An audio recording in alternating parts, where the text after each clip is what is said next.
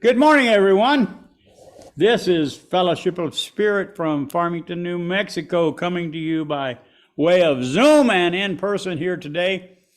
Here in San Juan County, we're having the blessing of a nice rain, and it's kind of cleansing and fueling all sorts of things. It's really nice fall feel. It's kind of chilly today, so a heavy shirt or a sweater feels pretty nice, really. And that cup of coffee, like Kate's holding it feels comforting, doesn't it? So anyway, we are glad that you're here with us. We have an exciting, terrific show for you today, and we're going to have Shay Johnson. I don't hardly ever do last names, but it's I need to do that better. So, but anyway, Shay Johnson is going to play music for us, and also, you know what? I guess I'm going to be doing the spiritual reading. I'll have to find one because I forgot. Today is the first Sunday of the month, and Mark Wolf from Kentucky will be giving us the message, and the title is To See the Face of God. And he just shared with us that it's been something that's been percolating in the back of his existence for quite a while, and it's just now come together, and he's going to give us a talk about to see the face of God. So we're all anxious to hear that. So, and I want to recognize you.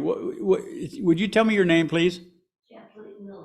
Kathleen Miller is sort of a new person coming here. She was here last week, but I failed to recognize her, and I apologize for that. But Kathleen Miller is here to join with us in our endeavors.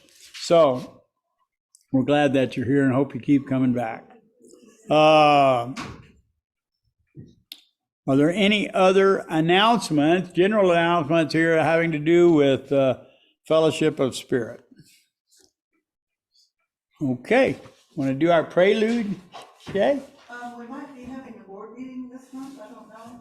Well, we'll take a look. Next Sunday? We'll take a look at it, yeah. Okay.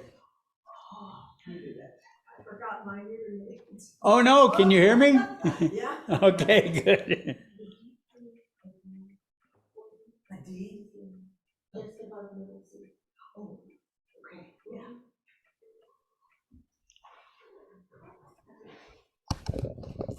Okay, Margaret's going to play a D for me in just a minute. But I want you all to help me sing this song. So there's a part that's repeated like a chorus in between the verses. It goes like this. Is it one of your handouts? No. I'm just going to sing it a couple times and then you can get the gist of it. By breath, by blood, by body, by spirit, we are all one. By breath, by blood, by body, by spirit, we are all one. Yes, sing with me. By breath, by blood, by body, by spirit, we are all one. Again, by breath, by blood, by body, by spirit, we are all one. The air that is my breath is the air that you are breathing, and the air that is your breath is the air that I am breathing. The wind rising in my breast is the wind from the east, from the west, from the north, from the south, breathing in, breathing out. By breath, by blood, by body, by spirit, we are all one. By breath, by blood, by body, by spirit, we are all one. The water that is my blood, my sweat, tears from crying, is the water that is your blood, your sweat, tears from crying. And the rising of the tide is in our veins, and in the ocean wide we are in the rising steam, rushing river, running stream. By breath, by blood, by body, by spirit, we are all one. By breath, by blood, by body, by spirit, we are all one. The earth is dust, the earth is clay, flowers blossoming and fading. We are dust and we are clay. We are blossoming and fading. Every color, every sound, every place is holy ground. Oh, every living thing. Can you hear it laugh?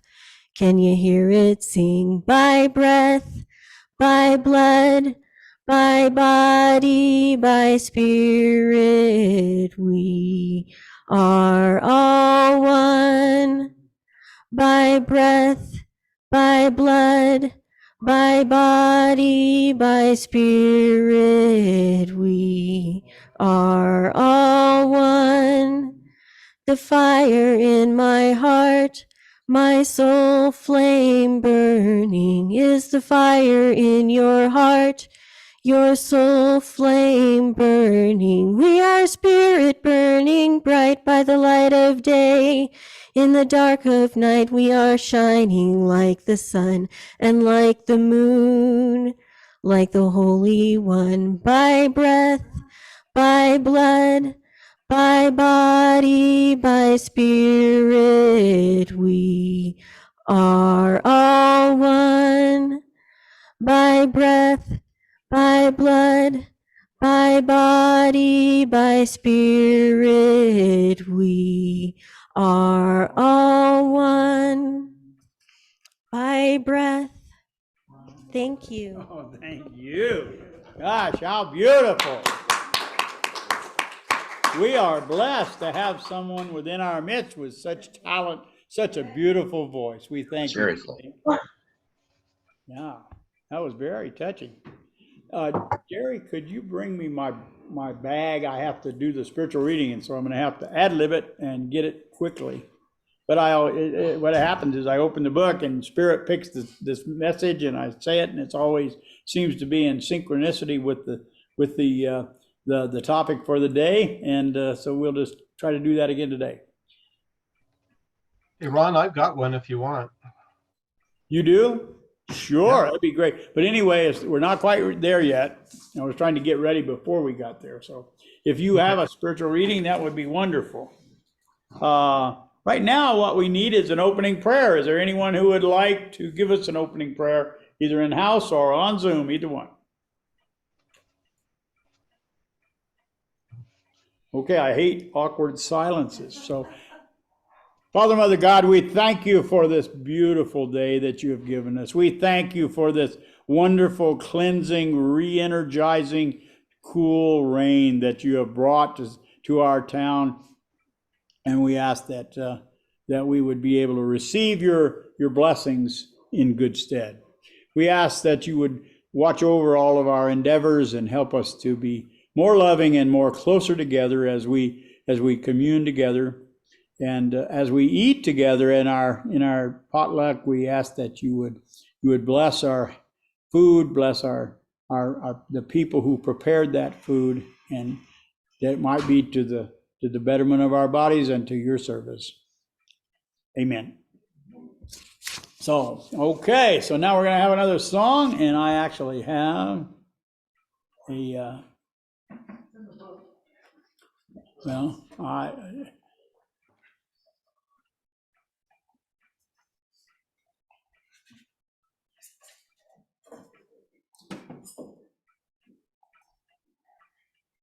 no, this one is, Let There Be Unity. There it is. this one you know? Let there be unity. We'll sing it through twice anyhow. Let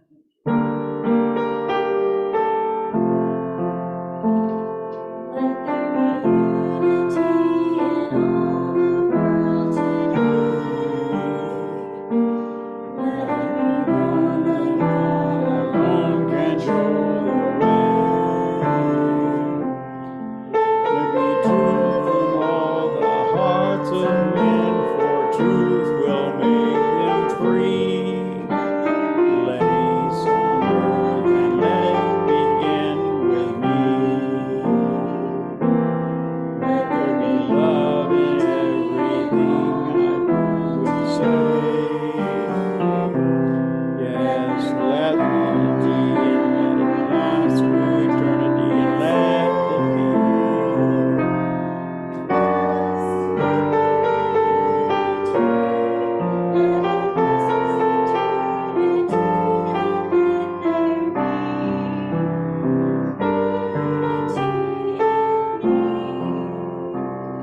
Can you all hear me? Yeah. Oh, yeah. So that it is. Okay, we'll try that again. Okay. Let there be unity in all the world today. Let it be known that God alone can show the way.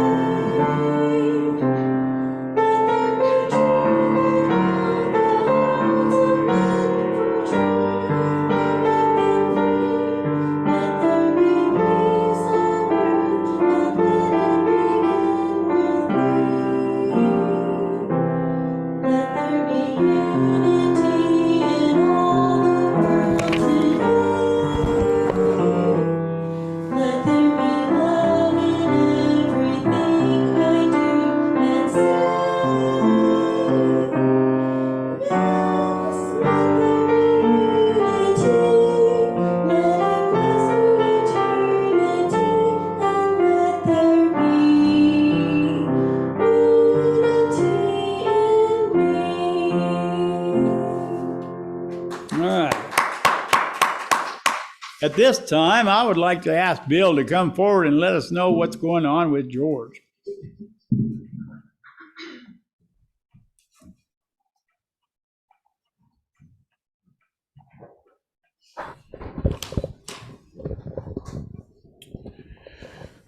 Good morning, everyone. As most of you know, 3 weeks ago, George was in the San Juan Regional for a urinary tract infection, and then after that, he moved over to Life Course and spent about 20 days there doing physical therapy. And Can't hear you. They can hear you on that. oh, But it's not for in here. So just speak a little louder. speak louder. Louder. Okay, so George was in Life Care nursing home over on the west side of town, and had 3 weeks of, close to 3 weeks of physical therapy and speech therapy and occupational therapy. And on Friday, he came back to my house where he'll continue his rest and recovery. He's lost quite a bit of weight after having the brain surgery where he had the deep brain stimulator put in. His Parkinson's shaking is much diminished, not completely gone, but fair amount. He still has challenges with his speech and some of his finer motor control, but hopefully with some rest and getting some good nutrition, he will pick up some weight. That's about all I have. He is staying there with you right now, is that correct? He's staying at my house, yes. All right, well, that's good. So, thank you, Bill, we appreciate that. You are welcome. George was our minister for 7 or 8 years, and we still think a lot of Brother George, and we wish him all the well. He's had a lot of physical challenges this past couple of years, and so we hold him in our hearts and in our thoughts so that he may be able to overcome those. He's done an awful lot, but he still has a ways to go. So just keep him in our prayers. All right. Mike, do you have a spiritual... wait, first of all, we need to do our reflection moment. Love produces a flow of energy that I now feel. I love others more than ever, and I feel privileged to be here. Love flows from one person to another as we create an atmosphere of holiness, and so it is. All right. Now, Mike, you ready for your spiritual reading? Sure. So Lily had bought this book last week. It's oh, I don't know if you can see it. Settings.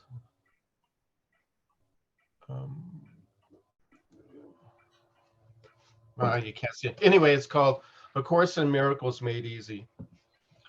And this section is called God Has Memory Issues. A story is told about a woman named Maria who is reputed to speak with Jesus regularly. A sour old priest heard about Maria and sought to discredit her. He went to Maria and told her, "I heard that you talked to Jesus." "That's right." "Then the next time you talk to Jesus, would you ask him what was the sin I committed when I was in seminary?" "I will ask him," Maria replied. "Come back in a week and I will tell you what he said." The priest departed, smug that he had foiled the impostor's ruse. A week later, the priest returned and asked Maria, "Did you speak with Jesus this week?" "Yes, I did." "Did you ask him what was the sin I committed when I was in seminary?" "I did." "And what did Jesus say?" The priest sat back, arms crossed. "He said, 'I forgot.'" Says, God has no memory of our sins because he was never aware of them in the first place. Quote, God does not forgive because he never has condemned. Course in Miracles workbook. Forgiveness is required only by those who have condemned. If condemnation has not entered your consciousness, forgiveness is meaningless and unnecessary. The Course describes forgiveness as the final illusion that undoes all the illusions that preceded it. If we wish to be like God and experience the deep soul satisfaction that godly beings enjoy, we need to sharpen our forgetting skills. Thank you, Mike. All right.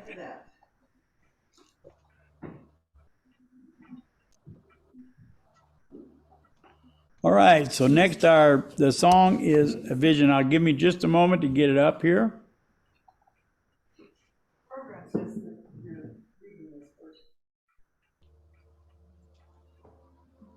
What reading? Spiritual reading and then. What do you think just happened? His list. I was waiting for yours. No, it's not mine. No, it's Mike. Mike superseded me, so.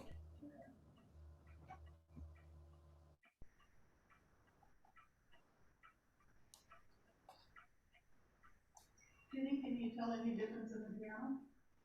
Oh, did he get tuned? It was tuned. Yeah. For about 6 hours. Wow. Thank you. Okay, let her rip.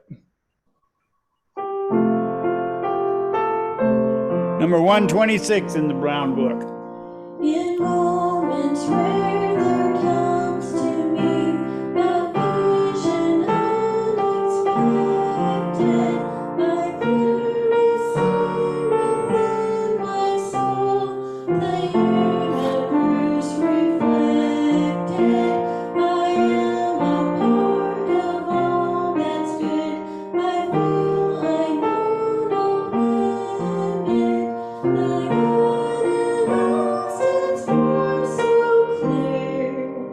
No fancy hills can dim it.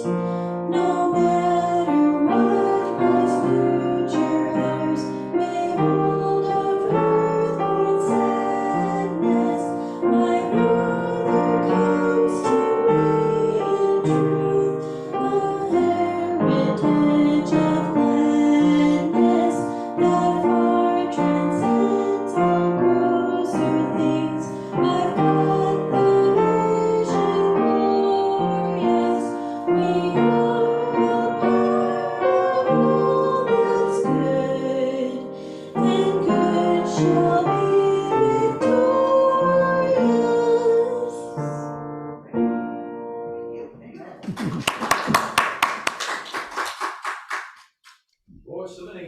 Yes, she does. She has a voice of an angel. And the next is gather the spirit.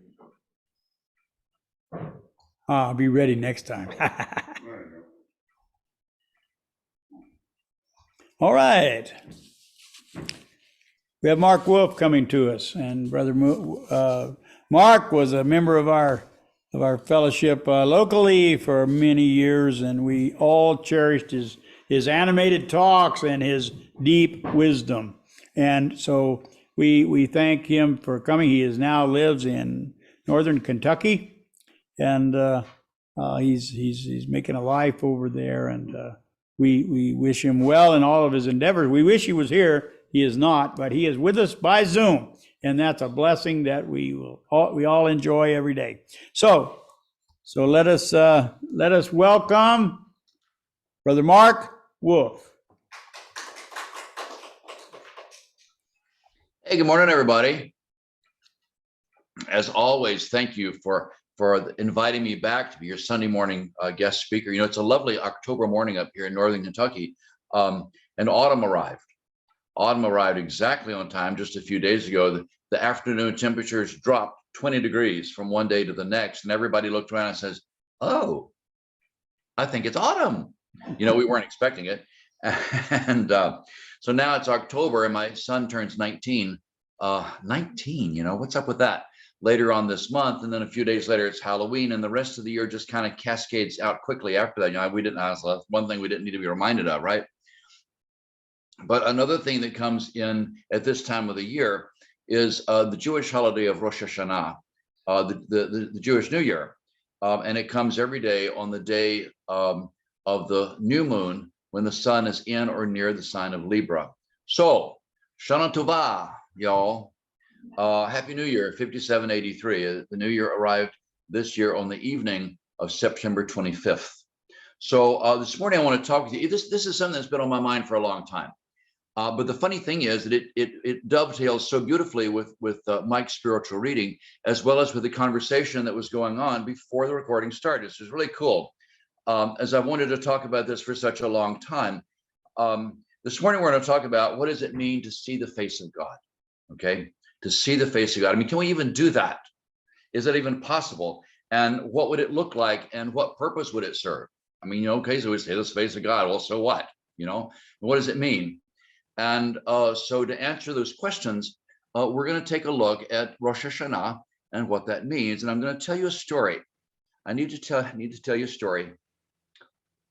It's a difficult story and a very intimate story that up until this morning, I've only ever shared with one other person. It's a very personal story.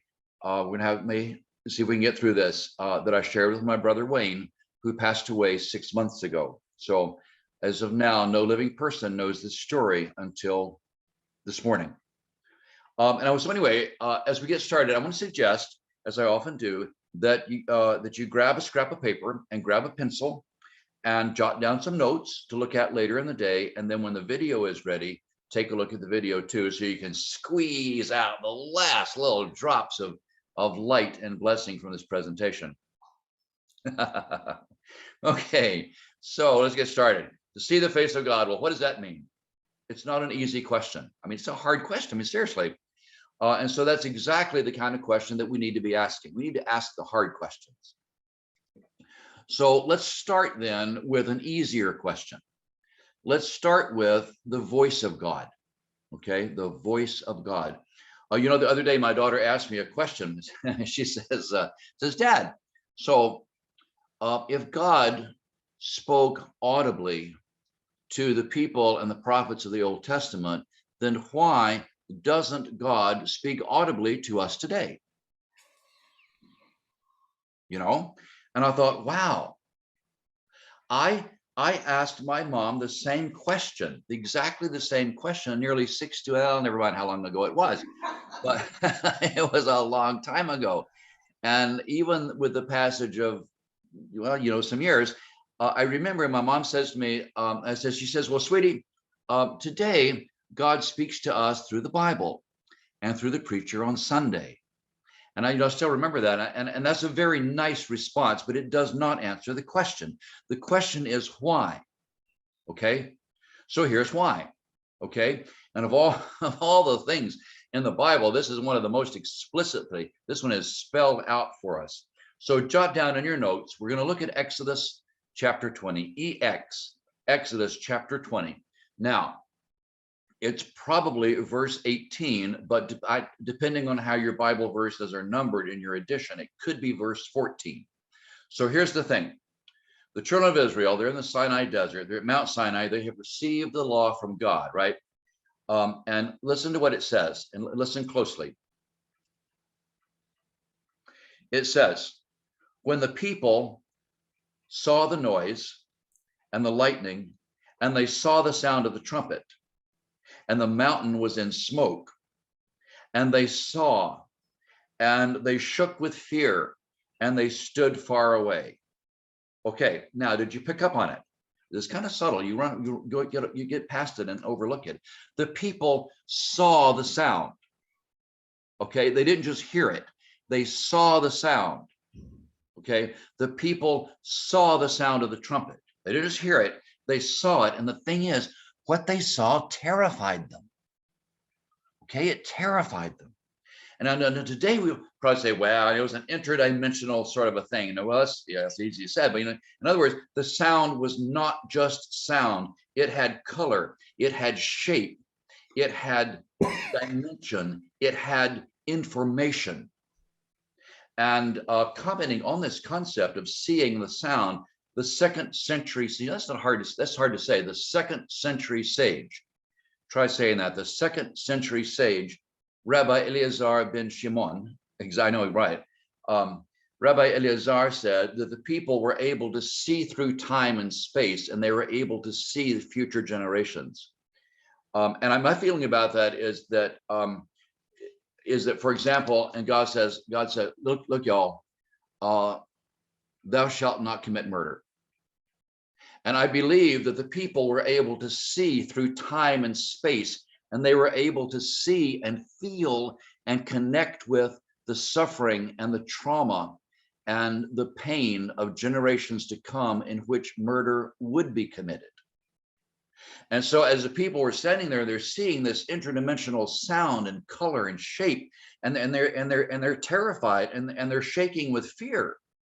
And so in Exodus 20, jot this down, Exodus 20, and we're going to look at verse 15, but it might be 19. Okay, depending. So it says, Moses, speak to us yourself and we'll listen, but do not let God speak to us again or we will die.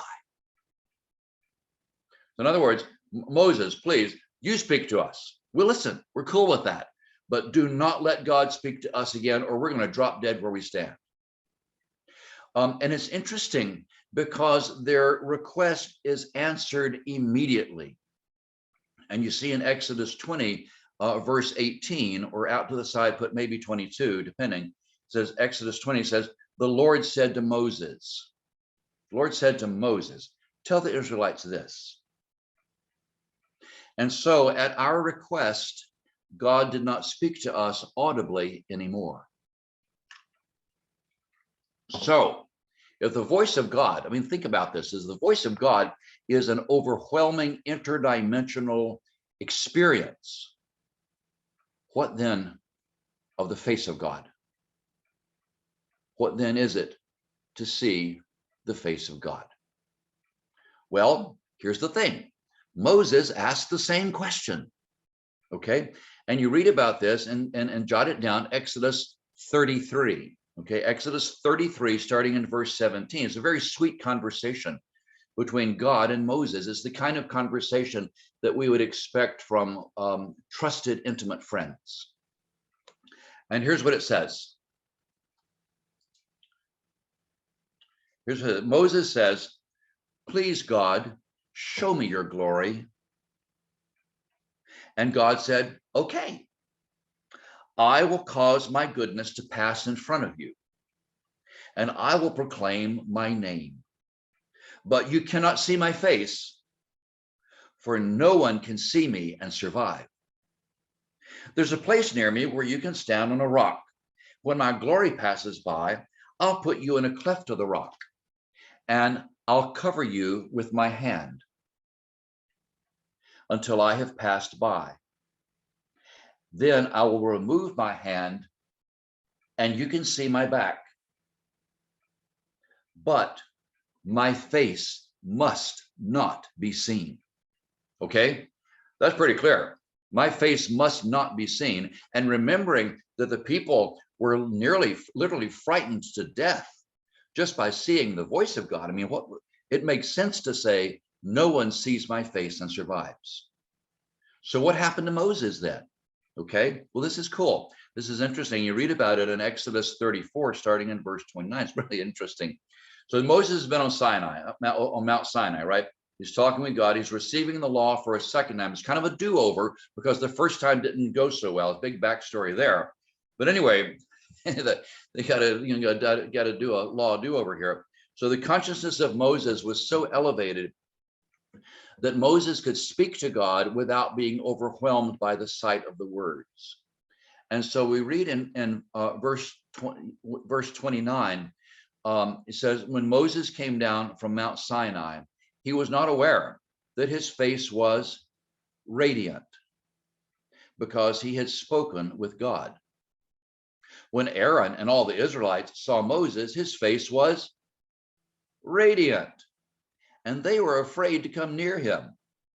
But Moses called to them, and Aaron and all the leaders of the community came back to him, and Moses spoke to them.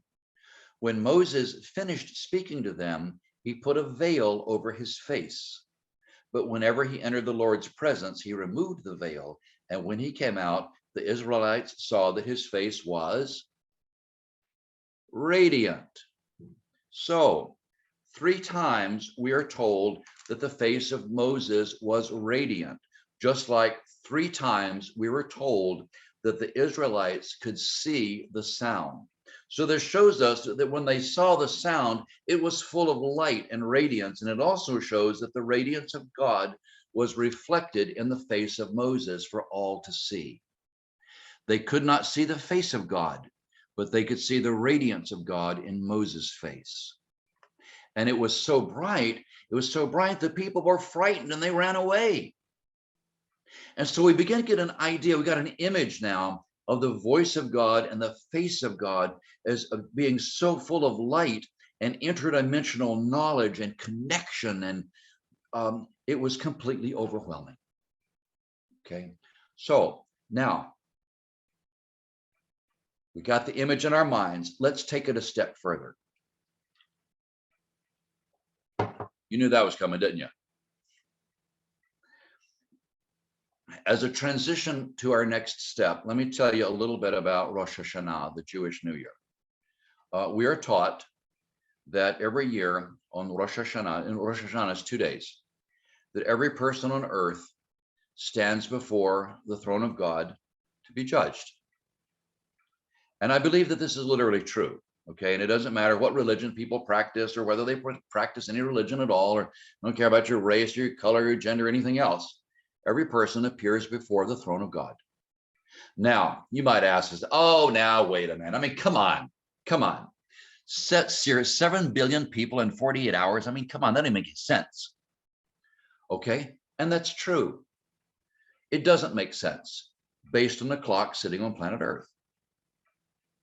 Okay, but we already know that the passage of time, the flow of time is affected by gravity. I mean, we've known that for 100 years. And clocks on our satellites in outer space have to be calibrated to accommodate for this because the time flows at a different rate in outer space than what it flows on Earth. I mean, this is old news. And otherwise, our GPS wouldn't work.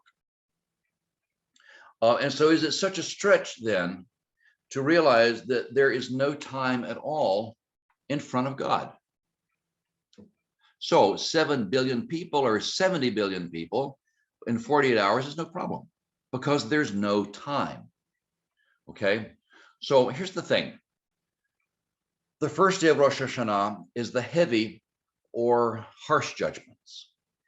And the first day of Rosh Hashanah always feels heavy. Feels like you're walking through molasses, you know. And the second day of Rosh Hashanah is the lighter, lesser judgment. The second day of Rosh Hashanah is joy. Now,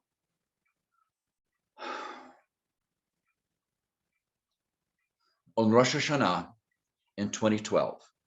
Okay, 10 years ago.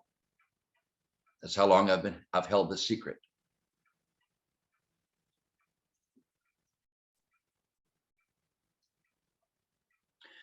I was taken up. I was taken up in spirit, and I was momentarily allowed to see God. And this is the story of that experience as I shared with my brother in Florida during the very brief time that I lived with him and his wife. The experience seemingly occurred a little at a time, but my memory of it is very fragmented. And it was only after Rosh Hashanah was over and several days had passed that I could even remember anything at all. And I started piecing the fragments together and realized what had just happened. But here's the story of what happened when I saw God. On the first day of Rosh Hashanah, 10 years ago, I was taken up, and I found myself in the midst of a very great darkness. And I say in the middle because the darkness stretched out equally in all directions, and I felt that I was able to see or to perceive in all directions equally at once. And so I was floating in this vast darkness, but I still knew who I was, and I was aware of a human shape. Because behind me and to my right, there was a presence or a being. And I apparently knew who this was because I asked and I says, what is this? What is this darkness? And the answer was very clear. It was also very disturbing. The presence or the consciousness or the being who was behind me said very calmly, this is your negativity. And I said, I don't understand. And the presence, and I said, I never knew who it was. I never had the presence of mind to ask and say, who are you? You know? So this was an angel or is a spirit guide or the higher part of myself. I don't know. I never asked.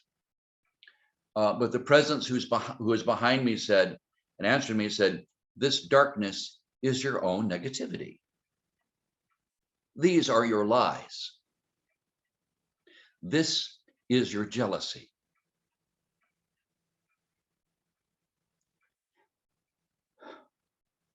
This is your envy. This is your anger. This is your selfishness. It is your cruelty. This is your enjoyment of cruelty. This is your hatred and your arrogance and your condescension.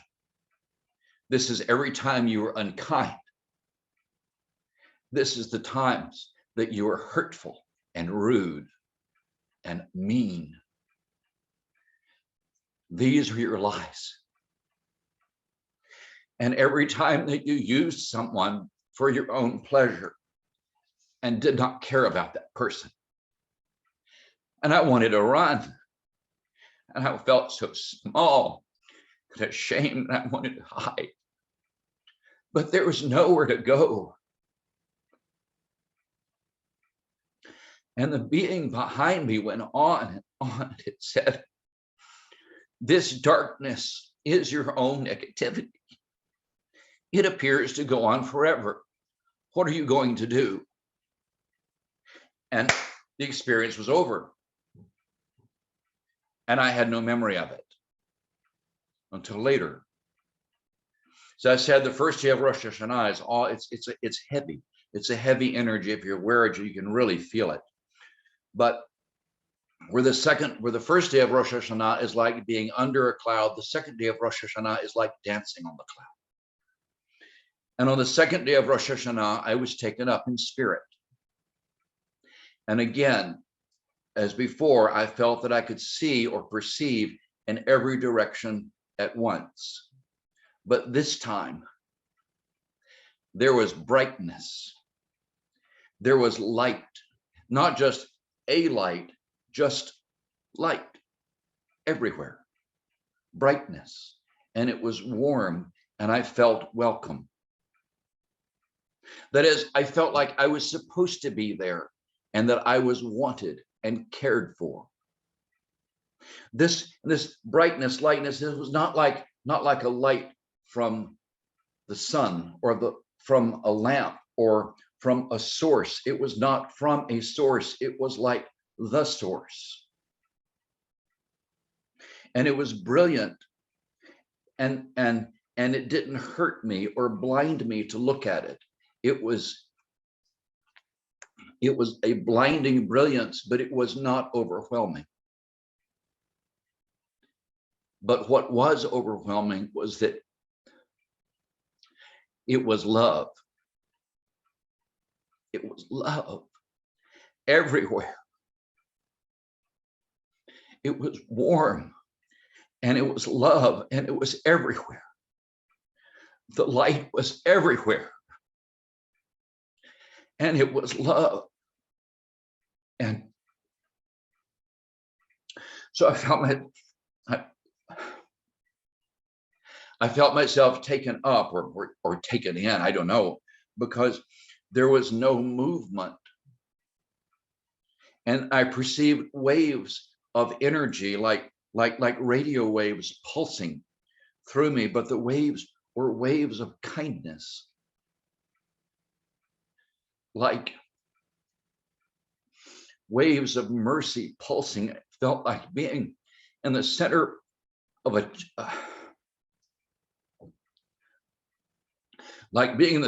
giant heart that was pulsing with mercy and with kindness.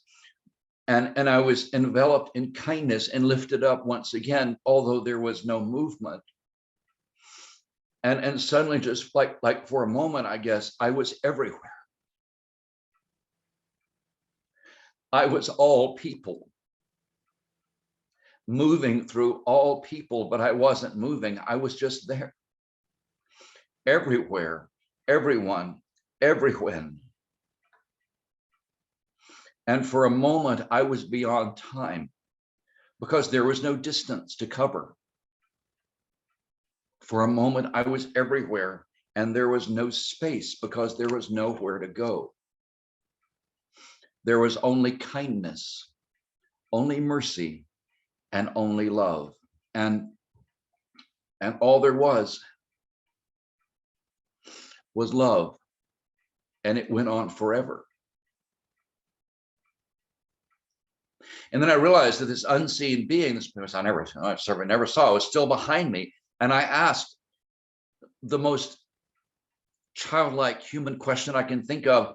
I said, "What is this?" I said, "What is this?" Because there was no form, there was no shape, there was no likeness, there was no face, there was only love, and it went on forever.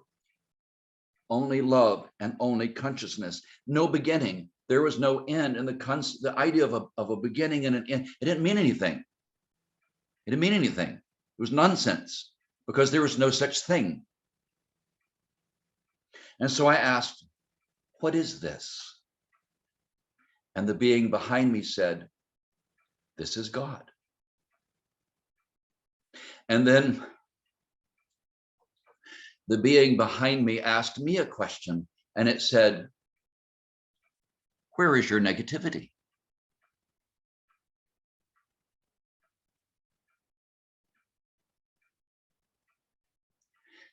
And I said, "I don't know. I don't see it."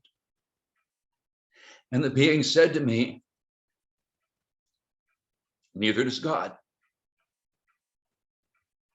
I don't see it, and neither does God."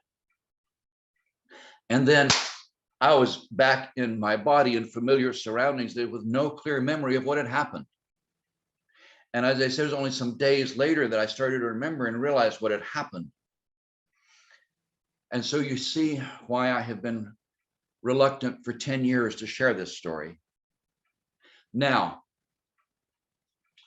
was there an elderly man, was there an elderly white man with a big beard sitting on a chair on a cloud? No. That image is symbolic. It comes from the Kabbalah, the mysticism of Judaism. I found no such being. Was there an angry judge with a big book and a quill pen? I didn't see that either. All I saw was love and consciousness beyond time and space. So, was Jesus there with a laptop checking on what we post on Facebook? I didn't find that either. Was there a dove in golden clouds? I didn't find one. I didn't see one. All I saw was love and compassion, and there was no movement other than waves or pulses of kindness. Now, I have told you the story just as I told it to my brother in Florida. The question that he asked me was, did I find souls burning in hell? And I said, I did not find any such thing. But what I did find in that experience is reflected in the words of Psalm 100. Jot it down, Psalm 100, verse 5, his kindness endures forever. That's what I saw. Psalm 136, verse 1. Psalm 136, verse 1, his mercy endures forever. And that's what I found. And in Hebrew, that word that says mercy, that word is chesed. It's a cool word. You got to get your throat into it. Chesed. And chesed is sort of somewhere between mercy and kindness. It has some elements of both. And First Chronicles, this is what I found. First Chronicles chapter 16, verse 34, he is good. His steadfast love endures forever. That's what I found. I did not find an angry judge. I did not find any form at all to report back to you. There was no form, there was no face, there was only love and limitless consciousness. Now, you remember that Ernest Holmes, who's a founder of Science of Mind, described my experience very well. He described it in the 1930s. He said, the center is everywhere. The edge is nowhere. Okay, the center is everywhere. The center of God's love and mercy and kindness is within each one of us, within you and within me. And that's cool on Sunday morning, but what does it mean on Monday morning? Well, here's what it means on Monday morning, okay? This is a great secret of power. It is a power secret that I have never shared until now. Okay, now, a few minutes ago, I mentioned the second century sage, Rabbi Eliezer ben Shimon. But now let's go back to the first century, and let's go back and look at the teaching of Rabbi Yeshua ben Yosef in the first century, who is better known to us as Jesus. He had a disciple named Philip. And one day, Philip was asking the same hard question that we've been asking this morning. Philip said, can we see the face of God? And you can read about this in John chapter 14. Jot it down. John 14 is a very beautiful, moving story, starting in verse 8. Philip said, Lord, just show us the Father. In other words, show us God, and that's good enough. That's all we need. Just show us God. And the rabbi answered the question, says, Philip, seriously, how long have I been with you and you still don't get it? Whoever has seen me has seen the Father. Okay. Now, that's amazing in the first century. But 20 centuries later on Monday morning, what does it mean? Okay.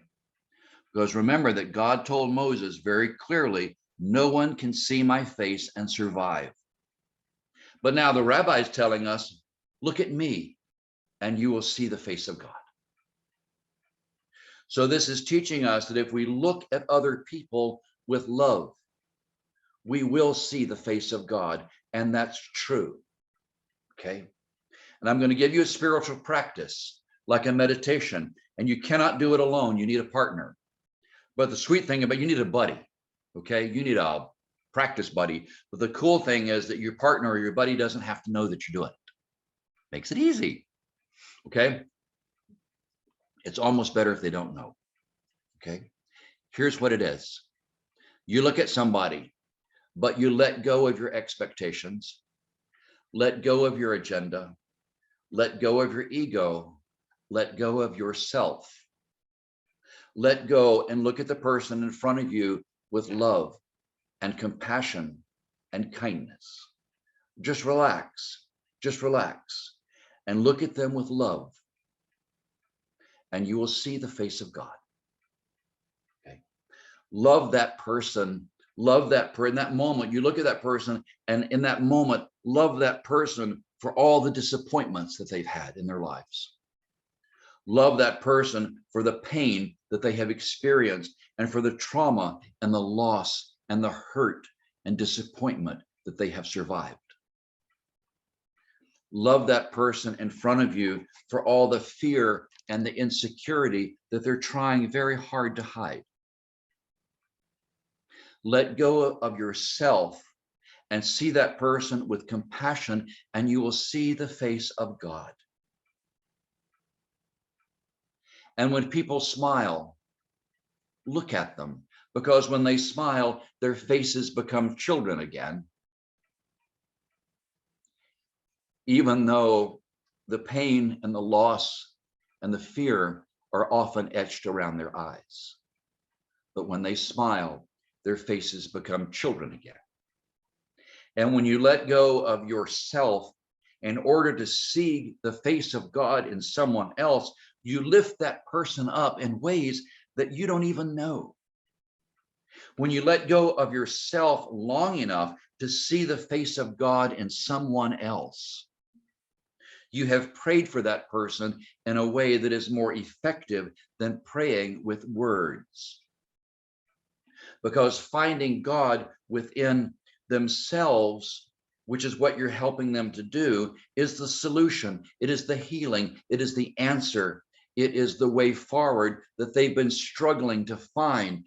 And you found it for them by seeing the face of God within them. Now, here's the secret of power. When you lose yourself long enough to see the face of God in someone else, you have found the face of God within yourself. Because it's only one light, it's only one love everywhere, and it doesn't end. I've seen it. When you lose yourself in order to find God in someone else, you find God within yourself. You find the connection to the source of all blessings. The source, not just a source, but the source of all healing, all joy, all blessing. And the answer to every prayer is in the face of God in you. When you lose yourself long enough to find the face of God in someone else. So that's what it means to see the face of God. And thank you for staying with me and let me share a very difficult story. Thank you, Mark. Gosh, what a wonderful story.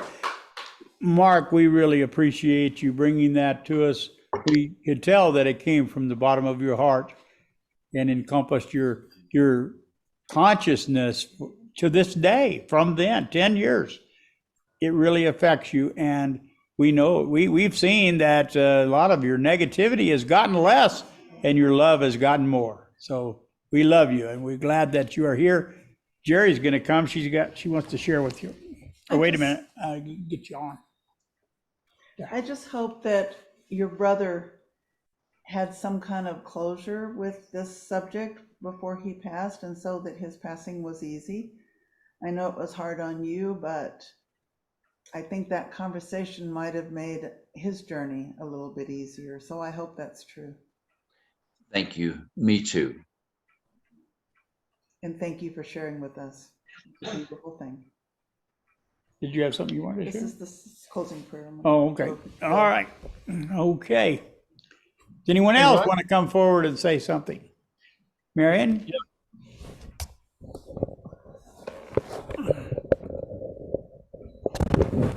There you go. Got it? Sure. Good morning, Mark. Good morning, Marion. I'm happy to see you. Me too, you. Mark, thank you for that deeply personal message that you shared with us. You bring, to use one of your terms, you bring the spiritual, Sunday spiritual awareness into our Monday mornings. Your first, I remember very well, years ago, the first Sunday that you were here, I came up to you and the words just popped out of my mouth, and I'm not sure that they were my words. And I said to you, we've been waiting for you. And each time you speak, that becomes more and more evident that we've been waiting for you. We have a hunger for the things that you share with us. And I just want to thank you so much. Thank you. Ditto, ditto, here, here. Okay, well, we're gonna get a Hey, lot Ron? of comments today. Here you go. You have something, John? Who spoke? I did. Okay, Mike. go ahead, Mike.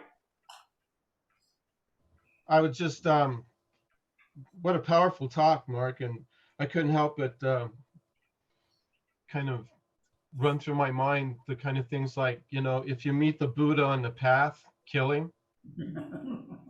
And that came to my mind when you were talking about, God passing by Moses, and you couldn't see but his back because you can't see the face of God and live. If you see anything other than the face of God in your fellow people, then you've separated them from God. You put a label on them or whatever. And that's what that statement means to me is, if you see the Buddha on the path, and when you talked about being in the light and that you were all people at one time, I mean, that's a thought of non-separation, of total unity. And so that was very powerful. Great insight. So thank you.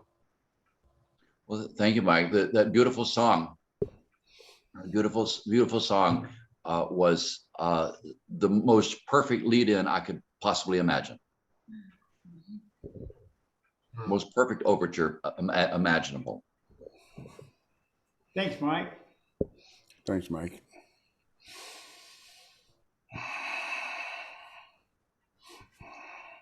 Mark, thanks so much for giving me a clue on to what I'm going to do, because when I came into the sanctuary, I was hit by kind of a revelation that I didn't know how I was going to get around. And so I've got plenty of opportunity to practice seeing the face of God of all the people in the sanctuary and at our potluck. Yes. To prepare me for Monday morning to see the face of God in my other significant beings. So thank you so much. Thank you, Steve. Mark, I have a message for you. Oh, it's Marco. Your brother is always with you.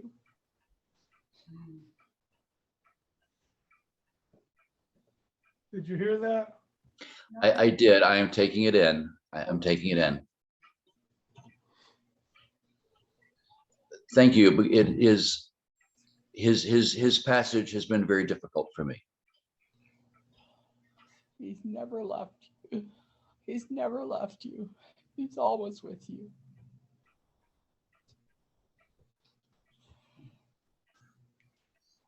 Thank you, Margot. Thank you for that.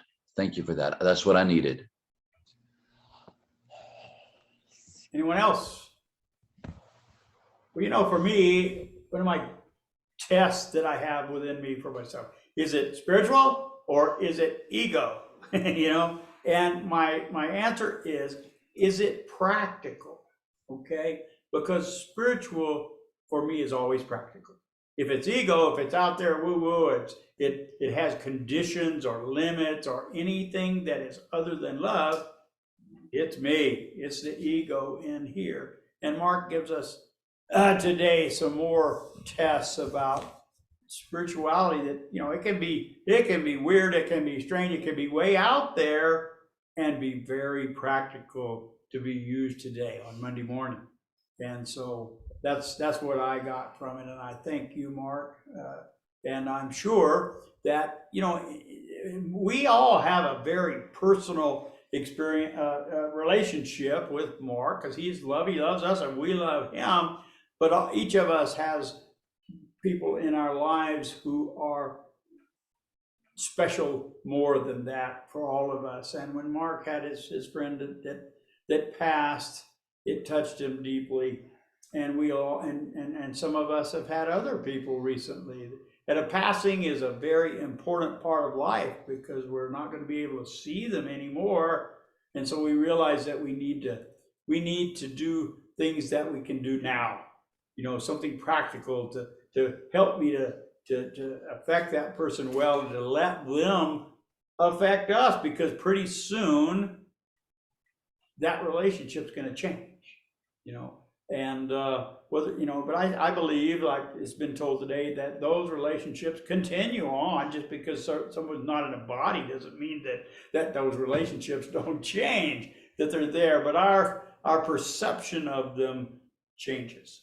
So when we can have those things, and you had a very deep experience, and we really appreciate you sharing it with us, Mark, we do. Thank you very much. You've given us some more practical spiritual tools to use in our lives and in our relationships, and we thank you for it. Anyone else? Well, let's give Mark a big hand. We hope you could hear the applause, because it was genuine and rousing. Thank you, yes. All right. Okay. So now we're going to have another beautiful, wonderful song by Shay Johnson. And let me get it up here so that I can see it. Gather the Spirit. There we go. Faster this time. It is. Oh, it's not. It's in the binder. Yes, it's in the blue binder.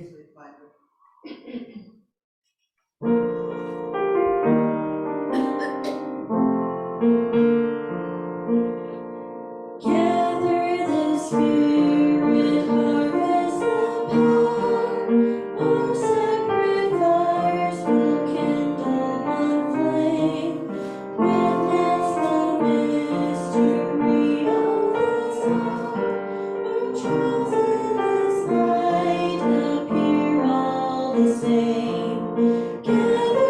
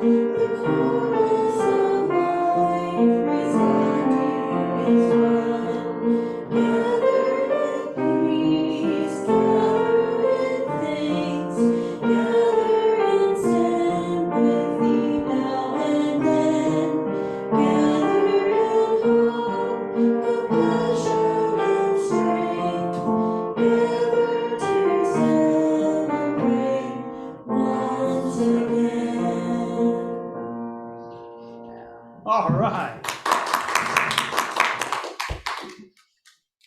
Thank you, Shay. So now we're going to have our celebration of abundance.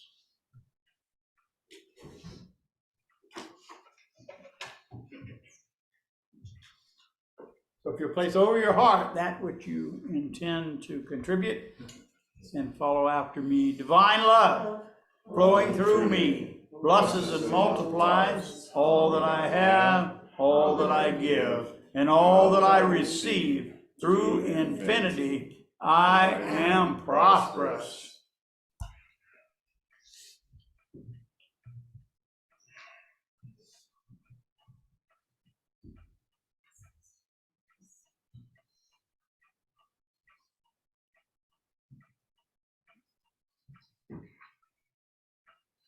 I was sharing with people before service started that I spent the last 3 days meeting and working with people who I had never known before, doing something I didn't know was even out there, and it was strange. I was at a Festivus, which I didn't know what that was before, but it was a bunch of people getting together to have auctions and to buy vintage clothing.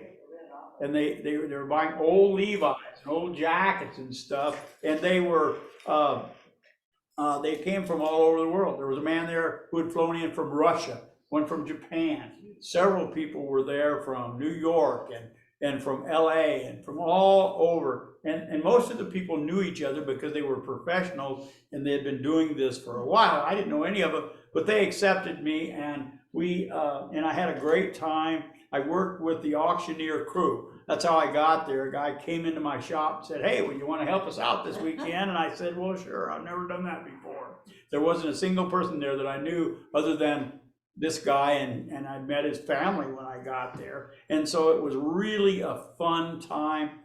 And they sold these old jeans that I wouldn't believe that anyone would even have them. They looked like they would be rejects from the Goodwill. And then suddenly they start bidding and they sell for $600-700.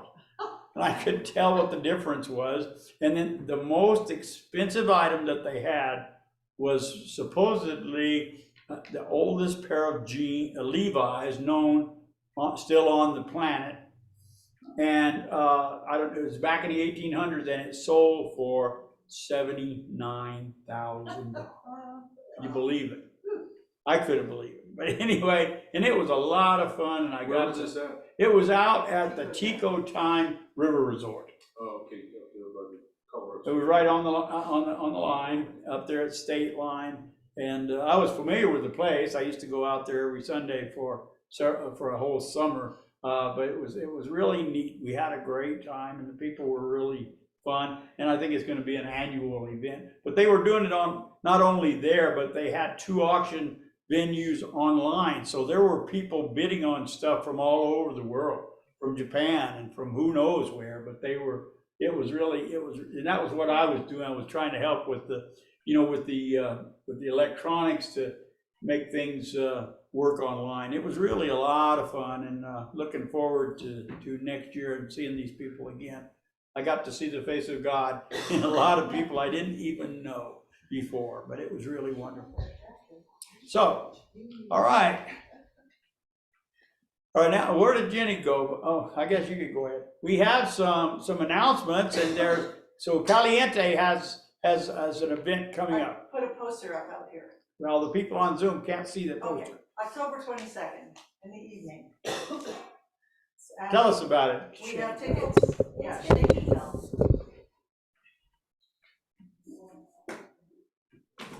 So come forward. So to my knowledge, it's going to be at the San Juan College in the County What Gotch is going to be there? Little Theater. This is going to be Caliente's cabaret variety show. And there's 2 shows going to be that night, one at 6 o'clock and one at 7:30. I have a couple tickets with me. If you're interested, you could buy them today. They're $20 a piece. And that's it.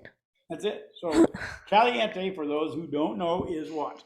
Caliente is a local community choir that sings out of the San Juan College. And The cabaret show is going to be the first show of the semester. Then there's going to be Mozart's Requiem, and the last one will be Christmas carols. So, And these but are we'll all have- at the college. well, no, the cabaret show, which you can see here, the cabaret show is going to be at the college.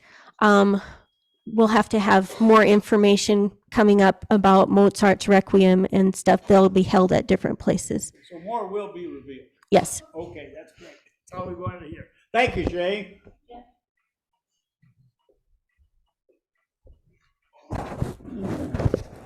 Oh, sorry about that. I really put my nose prominent there. Anyway, that was great. Thank you. And are there any other announcements? We will be having a board meeting probably next week. If you're on the board, we ask that you would please attend. Jerry says we do have things to attend to. But everything is going well here.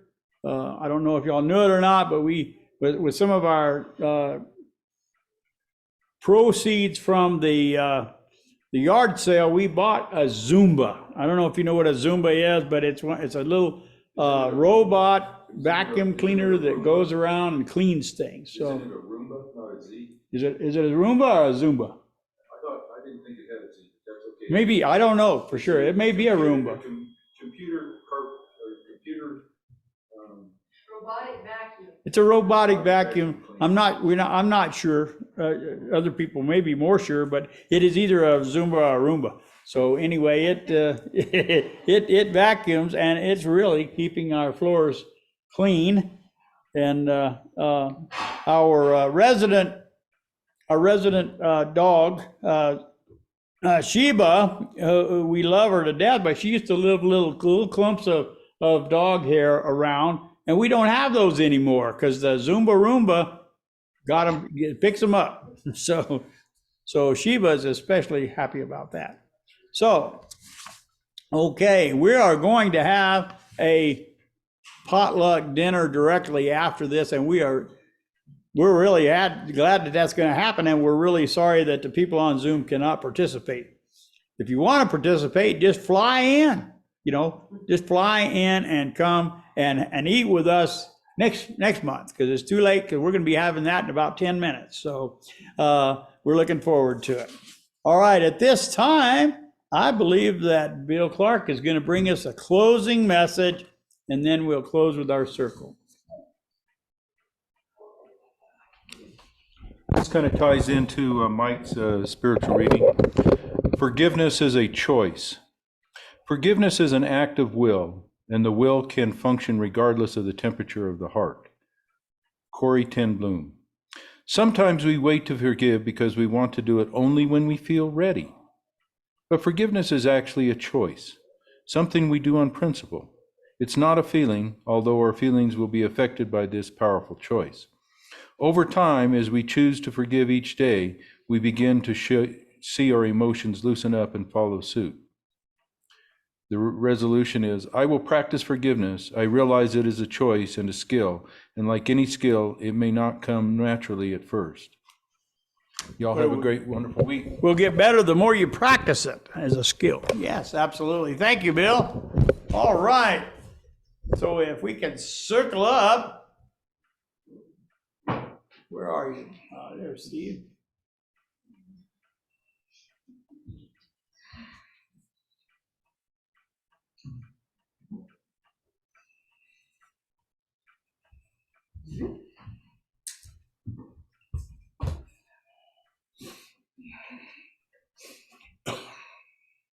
You have to leave. 2, 3. God bless America, land that I love. Stand beside her and guide her through the night with the light from above. From the mountains to the prairies, to the oceans white with foam. God bless America, my home, sweet home.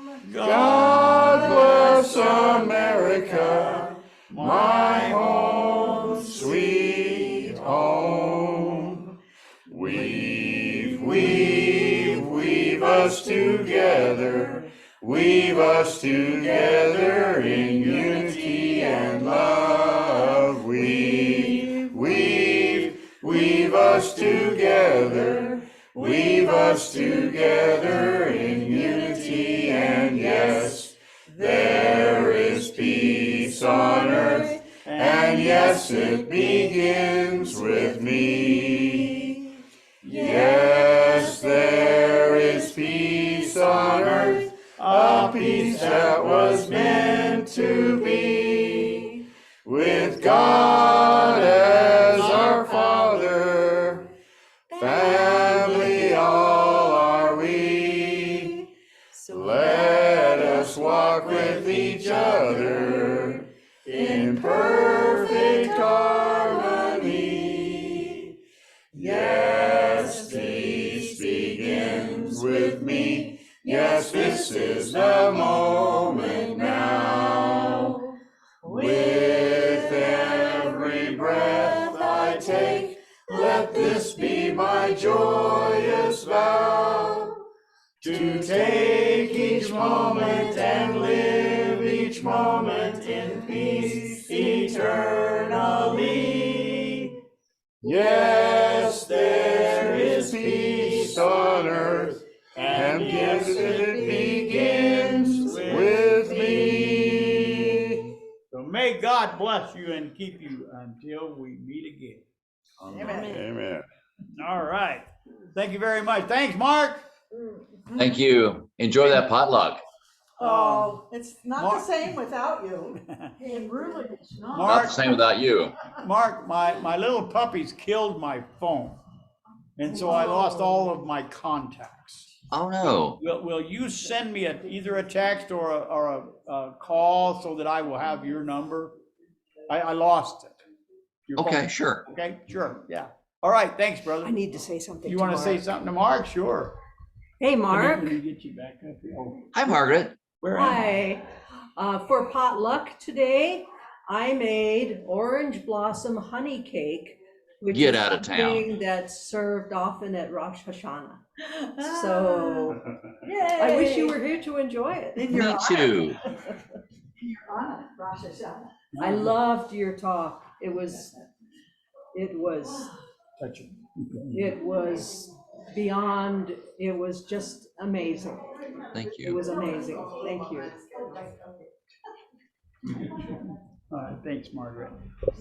All right, brother. Well, guess we're probably going to sign off. We'll talk to you next time if we don't talk to you soon. Everything going okay in your life? Yeah, it's fine. All right. Well, that's good. I'm glad to hear that. So, you know, I find that I have waves in my life, and sometimes up at the top of the wave and sometimes I'm at the bottom. But everything gets smoothed out on Sunday morning whenever we talk about things. And so thank you for smoothing our waves out. Talk to you later. All right. Bye-bye. Bye-bye. Oh, here it is.